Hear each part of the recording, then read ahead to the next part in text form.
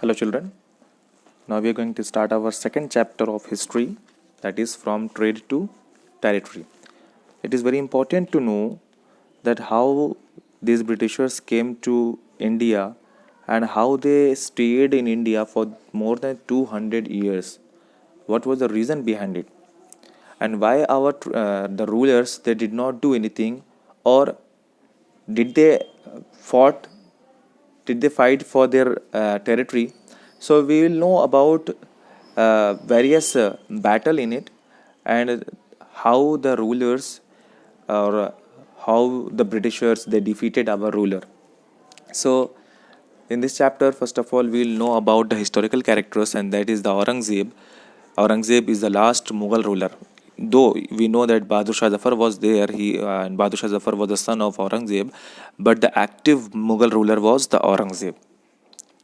And another character is about the Vasco da Gama, who discovered the sea route to India. So we'll know about the Aurangzeb, that Aurangzeb was the last of the Mughal rulers. He established control over a very large part of territory that is known now as India. So पूरे rule जो कर रहे थे ये territory पर, उसको बोलते हैं हम India. After his death in 1707, many Mughal governors and big zamindars began asserting their authority and establishing regional kingdom. So उनकी डेथ के बाद 1707 के बाद, उनकी डेथ के बाद जो बाकी जो ज़मींदार थे और सूबेदार थे, गवर्नर्स जो थे, उन लोगों ने क्या किया कि रीजनल किंगडम्स पर अपना हक जताने लगे, अपने रूल्स उसको मानने लगे.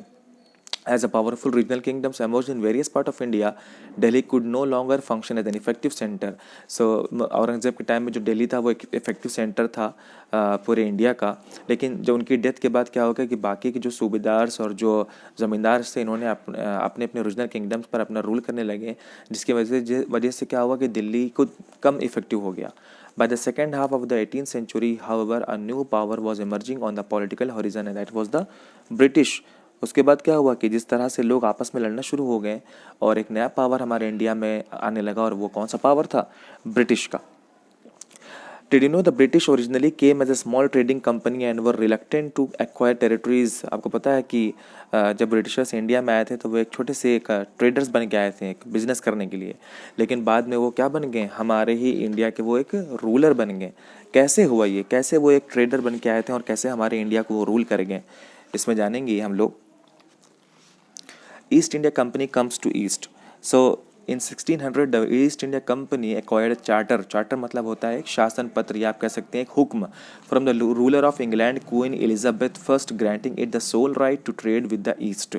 So ईस्ट इंडिया कंपनी हमारे इंडिया में शुरू हुई. ये ब्रिटिश की कंपनी थी, और इसने एक हुक्म लिया था, एक आदेश लिया था क्वीन एलिजाबेथ जो इंग्लैंड के रूलर थी, उनसे ये आदेश लिया था कि सिर्फ इंग्लैंड को ही इंडिया में रूल करने का एक चार्टर है, शासन है. Second is that this meant that no other trading group in England could compete with East India Company. दूसरा क्या था कि उस चार्टर के अकॉर्डिंग कोई भी दूसरी कंट्री इंडिया से ट्रेड नहीं कर सकती. थर्ड, मर्सेंटाइल बोलते हैं हम एक बिजनेस एंटरप्राइज को जो सिर्फ प्रॉफिट बनाने के लिए आया. तो mercantile was a business enterprise that makes profit primarily through trade, buying goods cheap and selling them at higher prices. So mercantile एक कंपनी थी जिसका मेन प्रॉफिट क्या था कि ये सामान खरीदेगी इंडिया से सस्ते दाम पर और जाकर इंग्लैंड में बेचेगी महंगे दाम पर. इसका यही काम था. फोर्थ है the first English ship sail down the west coast of Africa around the Cape of Good Hope and cross the Indian. अच्छा, ये एक तरह का बन चुका था, एक फार्मूला बन चुका था इंग्लैंड में कि इंग्लैंड में कोई भी मतलब बाकी कंपनीज वहाँ पे थी. इंग्लैंड की जो कंपनी थी ईस्ट इंडिया कंपनी, वो इंडिया में खुली और इंडिया से सामान ये सस्ते में ख़रीद कर ले जाके बेचती थी वो इंग्लैंड में. इससे क्या हुआ कि इंग्लैंड की बाकी कंपनीज पर असर हुआ, और ईस्ट इंडिया कंपनी जो यहाँ पे ओपन हुई थी इसका असर जो था वो कहाँ दिखने लगा था? इंग्लैंड में. लेकिन क्या हुआ कि वो जो चार्टर था, जो क्वीन एलिजाबेथ का था, आदेश था, वो काम नहीं किया, क्योंकि बहुत से ऐसे यूरोपियन पावर्स थे जो इंडिया आना शुरू हो गए थे, जिसमें से वास्को ड गामा थे जो पोर्टुगीज़ के थे, और उसी के बाद फ्रांस भी पहुंचने लगा, फ्रेंच कुछ लोग पहुंचे, डच कुछ लोग पहुंचे। धीरे धीरे इंडिया में इन सारे यूरोपियन पावर्स का आना शुरू हो गया। उससे क्या हुआ कि प्रॉब्लम क्रिएट हुई। क्या प्रॉब्लम क्रिएट हुई? ये सारी कंपनी जब इंडिया में आई, फ्रांस, डच, पोर्टुगीज़ और ब्रिटिशर्स, ये चारों लोग इंडिया से ट्रेड करना चाह रहे थे। और सबका मेन फोकस किस पे था? मेन फोकस था हमारे जो बिग मार्केट थी कॉटन और सिल्क की, साथ ही साथ हमारे यहाँ का पेपर, हमारे यहाँ क्लोव्स, हमारे कार्डमम, सिनेमम, ये सारी चीज़ें बाहर एक्सपोर्ट होने लगी इंग्लैंड में। अब 4 कंट्री के अलग अलग लोग आके हमारे यहाँ से सामान खरीदने लगे अपने अपने रेट पे। इससे क्या हुआ कि यहाँ पर जो ट्रेडिंग कंपनीज थी उनका रेट हाई हो गया।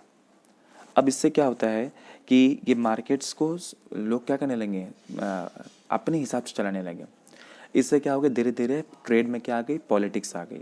हर कोई चाहता था कि मेरे यहाँ सामान जाए, जिससे क्या हो गया कि हर लोग एक, जैसे आप मूवीज़ में देखते होंगे कि कैसे लोग दूसरे को गिराने के लिए या किसी को कमज़ोर करने के लिए कितनी चाल चल लेते हैं। उसी तरह क्या हुआ कि हर कंट्री ने अपनी अपनी कंट्री में बिजनेस बढ़ाने के लिए दूसरी कंट्री की जो शिप थी उसको क्या करने लगे, ब्लॉक करने लगे। किसी कभी कभी क्या होता था कि शिप ही ख़राब कर दें, कभी कभी रास्ते में या ओशियन में ही शिप ऐसा ख़राब कर दें कि वो डूब जाए।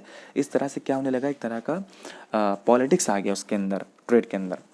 और हर कंपनी क्या करने लगी, जो बिजनेस कर रहे थे वो अपने साथ आर्म्स रखने लगे और अपने जहाँ पे वो वेयर हाउस होता था वहाँ पर क्या करने लगे, किला बनाने लगे, ताकि कोई उनके ऊपर अटैक न कर पाए। इस तरह से क्या होने लगा कि आसपास अपने किला बनाने में पैसे ज़्यादा खर्च होने लगे और आसपास के रूलर से क्या होने लगी, लोगों में एक बहस होने लगी। इस तरह से क्या हो गया कि ट्रेड के अंदर क्या आ गई, पॉलिटिक्स आ गई। नेक्स्ट है टॉपिक कि ये वास्को दा गामा कैसे अपनी शिप से आए थे 1498 में। East India Company begins trade in Bengal. अब ईस्ट इंडिया कंपनी अपना बिजनेस स्टार्ट करने जा रही है कहाँ पर, बंगाल में। अभी इंडिया में आके स्टार्ट कर रही है वो बंगाल में। सो इसकी स्टोरी हम पढ़ेंगे अगली वीडियो में। Till then you just read these parts of your book and try to understand all the points in it.